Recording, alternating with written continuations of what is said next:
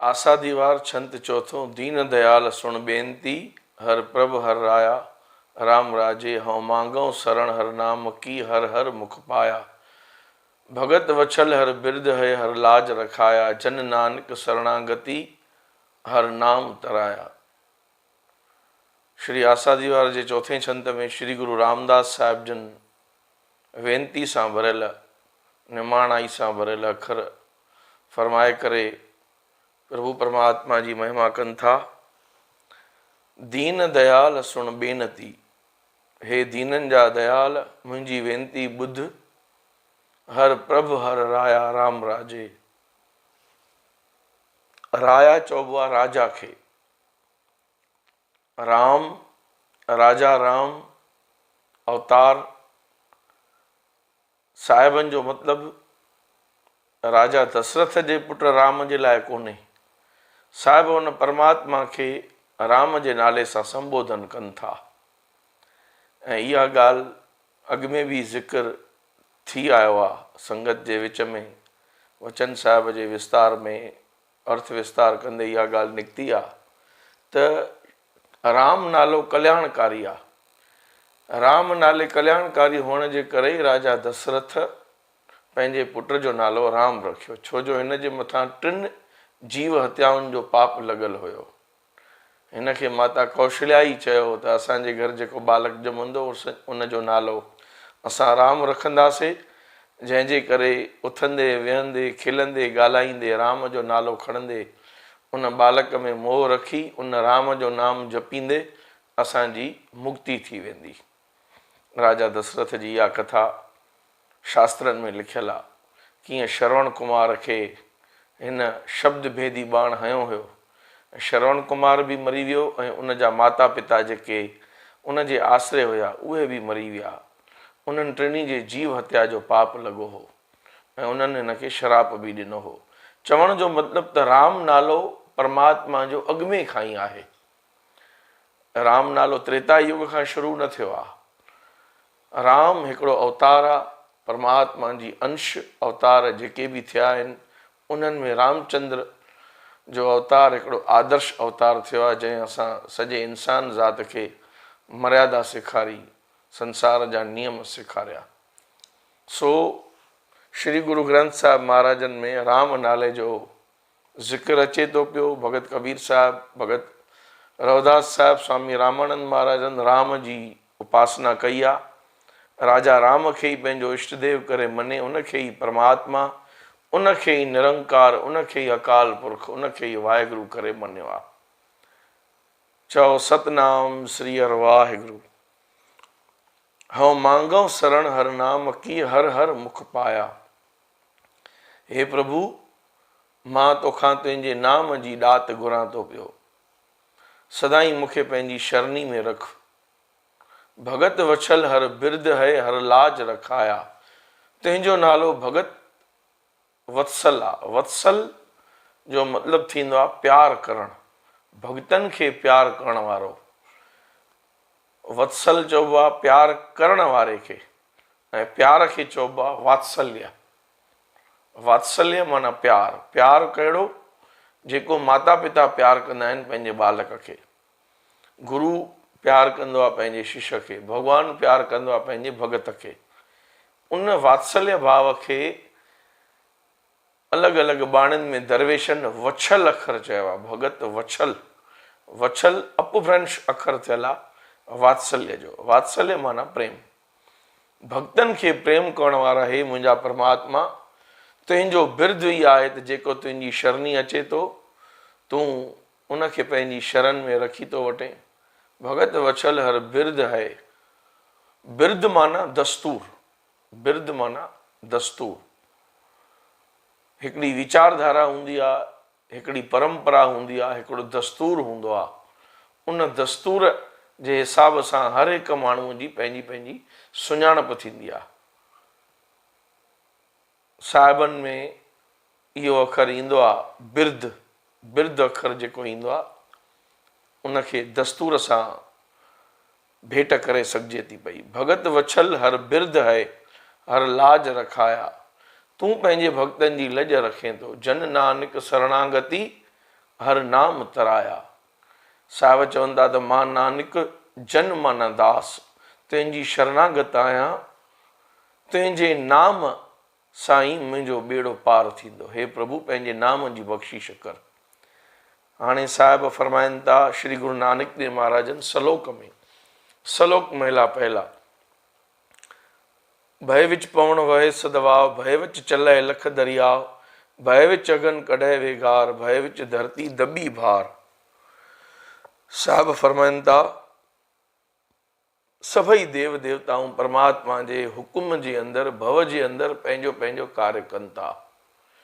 पवन देवता, जल देवता, इंद्र देवता, मेघ देवता, वायु देवता, समुंड, नदियूं, नाला सभु पंहिंजो पंहिंजो कमु करे रहिया आहिनि। भय विच इंद फिरै सिर भार, भय विच राजा धर्म द्वार। राजा धर्म राय उहो बि पंहिंजे धर्म न्याव सां पंहिंजो कमु हलाए रहियो आहे। राजा इंद्र सुर्ग लोक जो राज हलाए थो पियो। धरती परमात्मा जे हुकुम जे अंदरि, परमात्मा जे भव जे अंदरि उहा बि दॿियल पंहिंजी जाइ ते स्थिर बीठी आहे। पाण ॾिसंदा आहियूं त जेॾी महिल धरती कंप थींदो आहे केॾी न उथल पाथल मची वेंदी आहे, लखें किरोड़ें जीव नाश थी वेंदा आहिनि, केतिरियूं अरबें रुपयनि जूं मिल्कियतूं ख़तमु थी वेंदियूं आहिनि, जायूं जॻहियूं, शहरनि जा शहर, मुल्कनि जा मुल्क ख़तमु थी वेंदा आहिनि। सो कीअं परमात्मा जे हुकुम में इहा धरती बीठी आहे हेॾनि युगनि खां। चओ सतनाम श्री हर वाहिगुरु। भय विच राजा धर्म द्वार, भय विच सूरज, भय विच चंद, कोह करोड़ी चलत अनंत। सिज चंड पंहिंजे टाइम सां कीअं उभरनि था, कीअं उन्हनि जो उदय थिए थो, कीअं उन्हनि जो अस्त थिए थो। सिज लहे थो त चंड उभरे थो, चंड लहे थो त सिज उभरे थो पियो। सिज जी रोशनी में चंद्रमा झको थी वेंदो आहे। सुबुह जे टाइम में पाण ॾिसंदा आहियूं त कीअं चंद्रमा जी रोशनी झकी थी वेंदी आहे, डीम थी वेंदी आहे, ऐं सिज पंहिंजे तेजस्विता सां उहो जॾहिं प्रकाशमय थी करे प्रगट थींदो आहे, कीअं चंड जी रोशनी उहा झकी थींदी वेंदी आहे। भय विच सूरज, भय विच चंद, कोह करोड़ी चलत न अंत। हलंदा रहनि था पिया, सिज ऐं चंड ॿई हलंदा रहनि था, केतिरा ई कोह पंधु कनि था, थकजनि कोन था। पूजनीय दादाजन शब्द चवंदा हुया, कभी थकते नहीं है सूर्य के घोड़े, कैसी कुदरत से तूने ये जोड़े। सूर्य देवता जंहिं रथ ते सवार थी करे पंहिंजी जॻह तां हलंदो आहे ऐं उभरंदो आहे पंहिंजे टाइम सां, उनखे हलाइण वारो केरु आहे? गरुड़ जो नंढो भाउ अरुण। गरुड़ जो नंढो भाउ अरुण। अरुण जॾहिं पैदा थियो, अरुण पिंगलो पैदा थियो, ॾाढो रोए पियो, उनजी माता उनखे ॾिसी करे रोए पई। तॾहिं देवताउनि उनखां रोअण जो कारण पुछो त अरुण चए थो, मां पिंगलो आहियां, मां कीअं कहिड़ो कमु कंदुमि, कीअं संसार में हलंदुमि। तॾहिं सूर्य भॻवानु उनजे मथां कृपा करे उनखे चयो त अरुण, तूं ॿियो कोई कमु न कर, तूं ख़ाली मुंहिंजो घोड़ो हलाइण जे लाइ रथवाही थी मुंहिंजो। सो अरुण उहो सूर्य जो रथवाही आहे, जीअं भॻवानु श्याम सुंदर अर्जुन जो रथवाही बणियो महाभारत जी लड़ाई में, अहिड़े नमूने अरुण गरुड़ जो नंढो भाउ, उहो सूर्य जो रथवाही बणियो। चओ सतनाम श्री हर वाहिगुरु। सो उहो सूरज किरोड़े कोह पंधु करे कीअं सुबुह जो उभरे थो, वरी लही थो वञे। शब्द चवंदा आहियूं पाण, पक भॻवान आ बंदा सो महान आ सदा। इन में तुक अचे थी पई, कंहिंजे हुकुम सां ओभर मां कीअं सूरज रोज़ चढ़े थो, फिरंदो घिरंदो कीअं वञी उहो ओलह मंझि लहे थो। राति मंझां कीअं ॾींहुं थिए जॾहिं पवे थी सिज जी छाया, हेमन सम्झी अञा नथो तूं परमेश्वर जी माया, पक भॻवान आ बंदा सो महान आ सदा।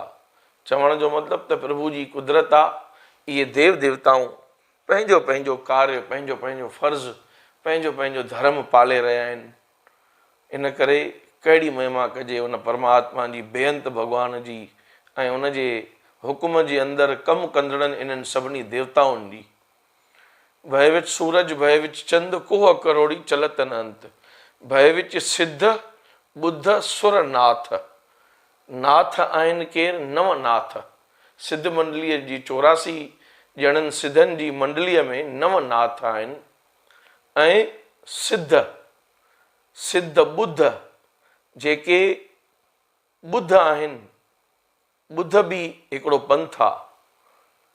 ऐं सिद्ध माना 84 मंडलनि सिद्धनि जी जेका मंडली आहे उनखे नाथ चइबो आहे। सिद्ध मंडली जा जेके उत्तम कोटि जा जेके दरवेश सिद्ध थिया आहिनि उन्हनि खे नाथ जो दर्जो ॾिनो वियो, नवनाथ। सिद्ध बुद्ध सुरनाथ भय विच आॾाणे आकाश। केतिरा ई शक्तिशाली पखी जेके आकाश में ई उॾामंदा रहनि था, कॾहिं बि हेठि धरतीअ ते कोन था लहनि। भय विच आॾाणे आकाश भय विच जोध महाबल सूर। भय विचावय जावय पूर सगलिया भव लिखिया सिरलेख। नानक निर्भव निरंकार सचेक। सभु हुन परमात्मा जे भव में आहिनि। निर्भव आहे त हिकिड़ो उहो परमात्मा, हिकिड़ो उहो निरंकार, हिकिड़ो उहो प्रभु, उहो निर्भव आहे। ॿिए सलोक में साहिब चवनि था नानक निर्भव निरंकार होर केते राम रवाल। केती आ कन कहाणियां केते बेद विचार। इन श्लोक में साहिबनि सरगुण अवतार राम ऐं कृष्ण जो ज़िक्र करे, कुझु अवतारनि जो ज़िक्र करे साहिबनि उनखे बि परमात्मा जो रूप करे चयो आहे। हो केती आ कन कहाणियां केते बेद विचार। वेदनि शास्त्रनि में इन्हनि अवतारनि जो ज़िक्र विस्तार सां थियल आहे।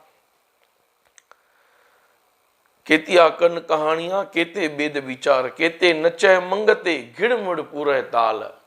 इन्हनि धर्मी अवतारनि, इन्हनि युग पुरुषनि, इन्हनि सभिनी वॾनि वॾनि अवतारनि देवी देवताउनि जूं कथाऊं नाटक रूप में, संगीत रूप में ॿुधाए करे पेट पालण वारा केतिरा ई जीव आहिनि जेके नाटक जे रूप में, संगीत जे रूप में, नृत्य जे रूप में इहे पेश करे पंहिंजो पेट पालनि था।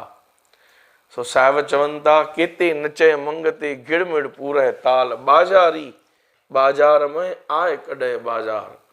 बाज़ार में उहे पंहिंजो पेट पालण जे लाइ इहे लीलाऊं कनि था पिया। पाण ॾिसंदा आहियूं कृष्ण लीला, राम लीला, नृत्य नाटिका, नृत्य संगीत, इहो सभु आदि खां वठी हलंदो अची रहियो आहे। चओ सतनाम श्री हर वाहिगुरु। बाज़ारी बाज़ार में आए कॾहिं बाज़ार। गावे राजे राणियां ॿोले आल पताल। लख टकियां के मुंदड़े लख टकियां के हार। प्रभु परमात्मा जी कुदरत कहिड़ी आहे। अलाए केतिरनि प्रकारनि जा पैसा नोट रुपया फिरी विया। कंहिं टाइम में दीनार हूंदा, पोइ मुंदराऊं थियूं, उनखां पोइ सिक्का थिया, उनखां पोइ नोट थिया। अलॻि अलॻि मुल्कनि जो अलॻि अलॻि पैसे जो आकार थींदो आहे, रुपए जो आकार थींदो आहे। हर कंहिंजी शिकिल पंहिंजी थींदी आहे। प्रभु परमात्मा कहिड़ी न कुदरत ठाही आहे। जित तन पाई आहे नानका से तन होवे छार।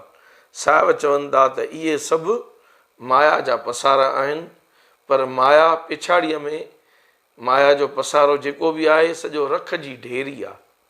माया संग हलण वारी आहे कोन। ज्ञान न गली ढूंढिए कथना करड़ा सार। कर्म मिले तां पाइए और हिकमत हुकम ख्वार। साहिब चवनि था त ज्ञान ॻाल्हाइण सां न मिलंदो, ॻाल्हियुनि करण सां न मिलंदो, पर ज्ञान मिलंदो करणी सां, कर्म करण सां। ज्ञान न गली ढूंढिए कथना करड़ा सार। कथना करड़ा सार, करणा माना ॾुखियो।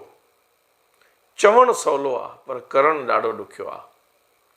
कथना करड़ा सार कर्म मिले तां पाई आहे। जंहिंजे मथां कृपा थिए थी पई। और हिकमत, हिकमत माना दात, हिकमत माना बख़्शीश, हिकमत माना करामत। चओ सतनाम श्री हर वाहिगुरु।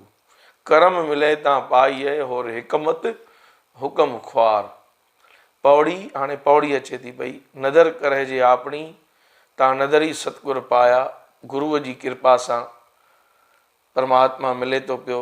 ए जी बहुते जन्म भर में तां सतगुरु शब्द सुनाया। जीव भरमी भरमी भिटकी भिटकी गुरु जी शरण में अचे तो तॾहिं गुरु जी उन मथां कृपा थी। सतगुर जे वटि दाता को नहीं, सब सुणो लोक सबाया।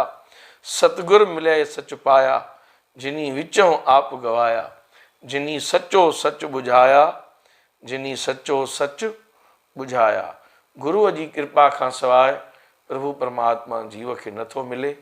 गुरुअ जी कृपा तमामु ज़रूरी आहे। गुरुअ जो राज़पो, गुरुअ जी प्रसन्नता खां सवाइ जीव परमात्मा खे प्राप्त नथो करे सघे। इन में गुरु जी महिमा आई पौड़ीअ में, हुन में कुदरत जी महिमा, ऐं छंत में वरी वेनती वारो प्रार्थना वारियूं तुकूं हुयूं। टिनी में अलॻि अलॻि विविधता। बोल गुरु नानक देव की, बोला श्री गुरु रामदास साहिब की जय।